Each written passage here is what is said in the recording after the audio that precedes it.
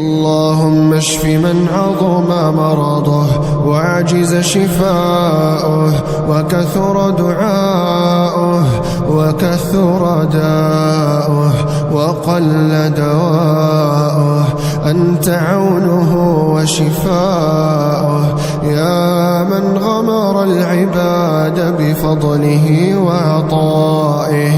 يا منزل الشفاء